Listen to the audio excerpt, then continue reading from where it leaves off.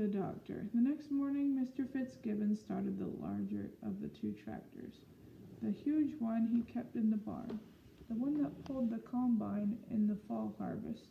With help from Paul and Billy, he bolted the big bulldozer blade to the front of it, rumbled it up through the barnyard gate, and stopped in near the rose bush. "We'll wait until they come," he said, turning off the engine. Mrs. Frisby could not bear to watch, and yet even more she could not bear not to watch. She knew there was nothing to be gained by it, nothing she could do. Yet how could she stay at home when 10 rats, including Justin and Brutus, were waiting bravely underground? She could not. She thought at first of her watch hole in the corner post. Then she decided against it. Nearer to the rose bush, on the edge of the woods, stood a hickory tree, its scaly bark like a ladder inviting her to climb. 10 feet up on this tree, a large branch jutted straight out. On the branch, up close to the trunk, she had a vantage point from which, herself unseen, she could look down on the rose bush and also see into the woods to a blackberry bramble, where, though she had never been in it, she was sure the rat's rear exit must be hidden. She settled down to wait. It was a chilly morning. It was a damp breeze and a gray mist that blew by in patches. Somewhere near the middle of the morning, a square white truck came into the driveway. It went first to the house. A man in the white coverall uniform climbed out and knocked on the Fitzgibbons' door. It was too far away for Mrs. Frisby to hear the knock, or to hear what the man said when Mrs. Fitzgibbon came out on the porch. But 10 seconds later, Billy ran from the house to the barn, where Mr. Fitzgibbon was working. The man returned to the truck and waited, standing outside the open cab door. Through the windshield, she could see the 2 more men sat in the front seat, and that one of them wore horn-rimmed glasses. Now Mr. Fitzgibbon approached the truck, Billy dancing beside him, apparently in some excitement. There was a conference, none of which Mrs. Frisby could hear, accompanied by gestures toward the rose bush and the waiting bulldozer. The man in the white climbed back into the driver's seat and drove the truck across the grass. He backed it up beside the bulldozer, stopping perhaps 10 feet from the bush. Mrs. Frisby stared at it. If there was anything printed on it, it must be on the other side, away from her. And 3 men climbed out, and she could hear what they said. "It's a big one, all right," said one of the men, "and look at those horns. It's hard to see how even a rat could get in there. Thorns." The man in the horn rims walked around the edge of the bush, examining it closely. He bent over. "Look at this," he said. "There's the entrance hole, very neatly hidden. And look behind it, a path leading in." He turned to Mr. Fitzgibbon, who had walked up with Billy.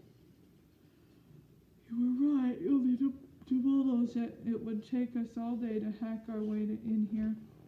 But cut it off just at the surface if you can. If you dig too deep and open the hole, they'll get away." He added, "You better tell the boy to keep back. We'll be using cyanide, and it's dangerous." Billy, after some argument, was dispatched to the back porch, where Mrs. Fitzgibbon was also watching.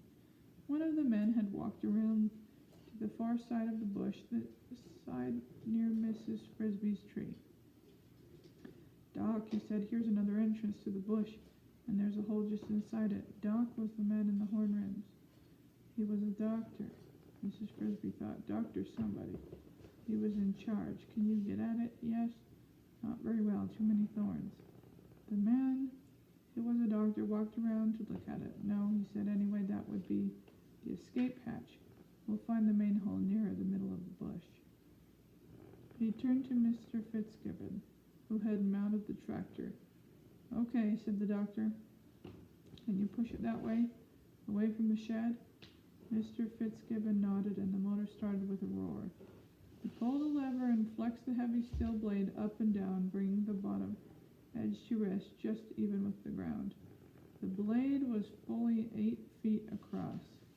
He pulled another lever, the wheels with cleated tires, as tall as windows. Dug in, the blade scraped forward. The bush fought back, then yielded angrily,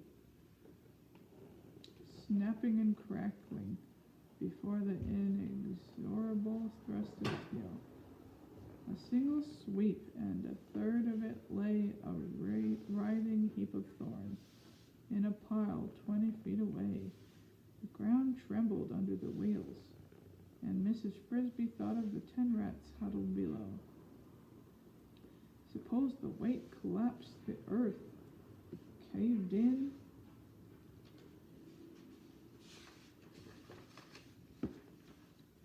The storage room and trapped them. Another sweep and a third. Only a thorny stubble now stood where the bush had been. On the porch, Mrs. Fitzgibbon covered her eyes with her hands, and Billy cheered with excitement. Plainly exposed were 2 holes, simple round rat holes. There was no trace of the small motor mound, nor the elegant arched entrance. Arthur had done his work thoroughly. Mrs. Frisby wondered for a moment at the second hole. Then she remembered his saying, "We'll give them another rear exit to block. Of course, they had dug another hole. Most likely, she thought, just a dummy leading nowhere. The men in the white suits went into action. The back doors of the truck were opened, and the long, flexible pipe unrolled. It looks like a fire hose, except that at the end, instead of a nozzle, there was a round plunger, like a big rubber ball cut in half. One of the men donned a mask with a glass visor, and a tube that ran to a pack on his back, a gas mask. The masked man pulled the hose over to the center rat hole and pressed the plunger over it, covering it completely. From the back of the truck, the other 2 took a large box made of wood and wire, almost a yard wide, and placed it over the second hole. It was a cage, but half of its bottom was a trap door, neatly mounted in hinges. This they raised, placing the open part directly over the opening in the earth. Then they backed away, one of them holding a tripcord which would close the trap door after the rats were inside. "All set?" the doctor called to the man in the mask. The mask nodded. "Keep back now," said the doctor to Mr. Fitzgibbon, who had left his tractor to watch. He walked to the truck, reached inside, and turned a switch. Mrs. Frisby heard a soft throb of a pump.